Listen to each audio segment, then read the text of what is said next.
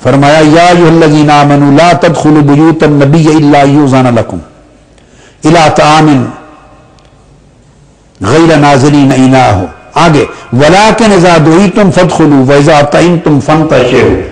اب مجھے بتائیے، بائبل بھی اتری، تورات بھی اتری، انجیل بھی اتری، زبور بھی اتری، سب انبیاء پر صحیفے اترے، سب کو پڑھیں، کبھی رب کا یہ کام رہا جو آگے بات آ رہی ہے اس طرح کی باتیں رب سمجھائے؟ یہ رب کا سبجیکٹ ہے، یہ اللہ کا کام ہے. آپ پوچھیں گے کیا؟ وہ آگے پڑھتا ہوں. فرمایا کہ لوگوں، جب میرے محبوب تمہیں گھر کھانے کی دعوت دیں آیا کرو، پر کھانا کھا کر فیضا طعمتم فانتشروا، جب کھانا کھا چکو تو فوری گھر چھوڑ کے چلے جایا کرو. یہ پروٹوکول سکھا رہا ہے، ایٹیکیٹ سکھا رہا ہے. پھر بعد میں بیٹھے نہ رہا کرو، کھانے کے فوری بعد چلے جایا کرو. یہ کوئی سیکریٹری نہیں ہے کسی کا کہ سمجھا رہا ہو آنے والوں کو، پروٹوکول آفیسر نہیں ہے کہ سمجھا رہا ہو، یہ پی ایس نہیں ہے کوئی سمجھا رہا ہو، معاذ اللہ استغفر اللہ. یہ مصطفیٰ کا رب ہے، مصطفیٰ کا خدا ہے، جس نے حضور کو نبی اور رسول بنایا ہے، جس کے سامنے حضور سجدہ ریز ہوتے ہیں، حضور جس کے عبد مقرب اور بندے ہیں، وہ رب جس کے سامنے راتوں کو جھکتے اور روتے ہیں، وہ رب حضور کے لیے فرما رہا ہے لوگوں جب کھانا کھا چکو میرے محبوب کا گھر چھوڑ کے فوری چلے جایا کرو. ولا مستانسین لحدیث، اور باتوں کے ساتھ دل لگا کر نہ بیٹھا کرو. 1,24,000 انبیاء آئے، معاملات تو ان کے ساتھ بھی ایسے ہوتے تھے، لیکن کسی اور نبی کے لیے ایسی کوئی بات اللہ نے اتاری ہو؟ یہ اللہ کی رسپانسبلٹی ہے، یہ اللہ کا کام ہے کہ کھانے کے بعد پھر دل لگا کے باتوں میں بیٹھے نہ رہا کرو. کیوں؟ اللہ جواب خود دیتا ہے، ان ذالکم کان یؤذی النبی، تمہارا دیر تک بیٹھے رہنا میرے محبوب کو اذیت دیتا ہے. ارے سوچو، کھانے کے بعد دیر تک بیٹھے رہنے سے محبوب کو اذیت ہوتی ہے اور رب کو گوارا نہیں، اور جو 10 محرم الحرام عاشور محرم کو ہو گیا اس کی اذیتوں کا عالم کیا ہوگا. صرف کھانے کے بعد دیر تک بیٹھے رہنے سے اذیت ہوتی ہے، رب کو گوارا نہیں. کسی نے حضور کا مقام ہی نہیں سمجھا، ان بدبختوں نے مقام نہیں سمجھا. علامہ آلوسی فرماتے ہیں، علامہ آلوسی صاحب روح المعانی فرماتے ہیں کہ میری بصیرت اور تحقیق یہ کہتی ہے کہ یزید بدبخت حضور کی رسالت پر ایمان نہیں رکھتا تھا، آقا علیہ السلام کی رسالت پر ہی ایمان نہیں رکھتا تھا، بے ایمان کافر تھا. اگر رسالت پر ایمان ہوتا تو حضور کو اس طرح اذیت نہ دیتا.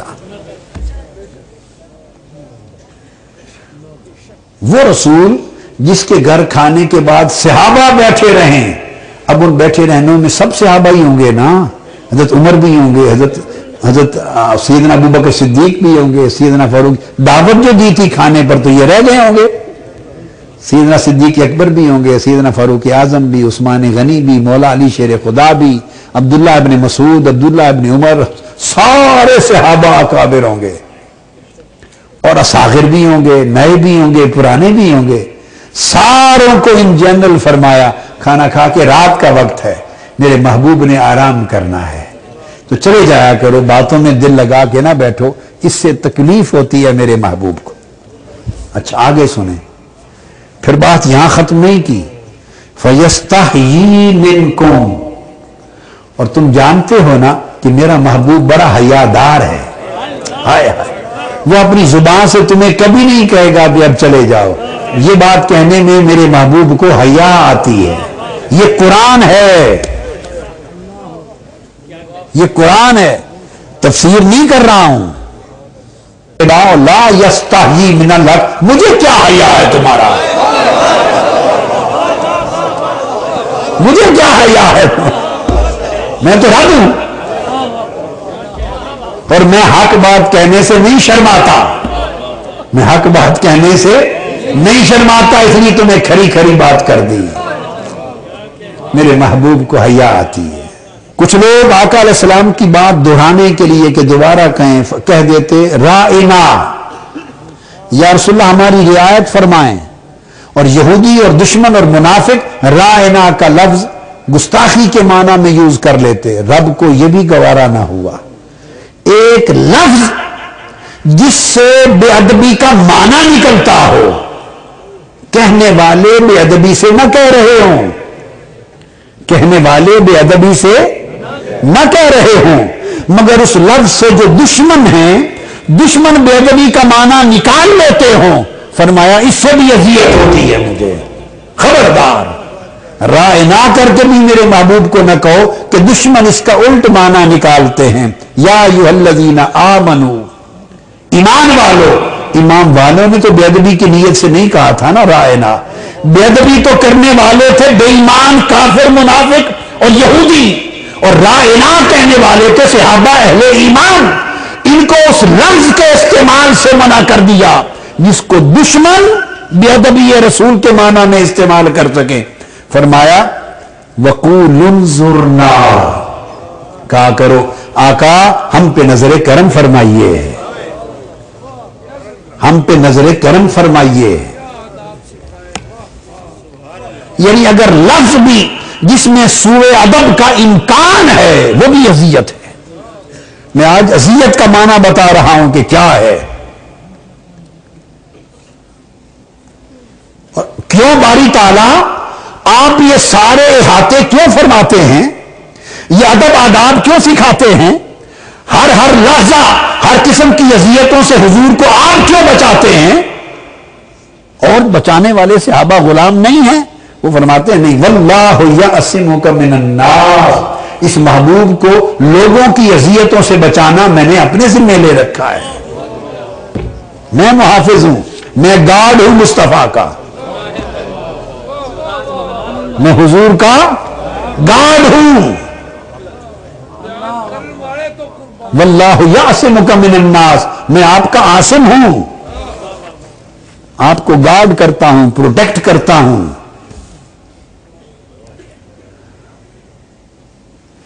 اللہ رب العزت نے فرمایا آقا علیہ الصلوۃ والسلام کے لیے پھر دوسرے مقام پر سورہ توبہ، والذین یؤذون رسول اللہ لہم عذاب علیم۔ دیکھیے حضور کی ایذا رسانی پر قرآن نے کتنا زور دیا ہے کہ یہ کتنا باعث لعنت، باعث عذاب اور باعث ذلت عمل ہے۔ اذیت کے موضوع پر کہ جو لوگ رسول کو اذیت دیتے ہیں ان کے لیے بڑا دردناک عذاب ہے۔ اور آگے فرمایا فَأَنَّ لَهُ نَارَ جَهَنَّمَ خَالِدًا، ان کے لیے ہمیشہ ہمیشہ کے لیے جہنم کی آگ ہے۔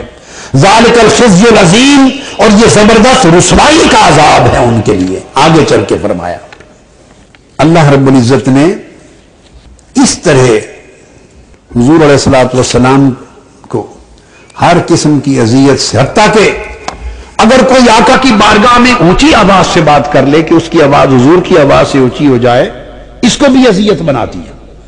فرمایا یا ایھا الذین آمنوا لا ترفعوا اصواتکم فوق صوت النبی، میرے محبوب کی آواز سے بھی تمہاری آواز اونچی نہ ہو، اتنی بے ادبی کی بھی اجازت نہیں۔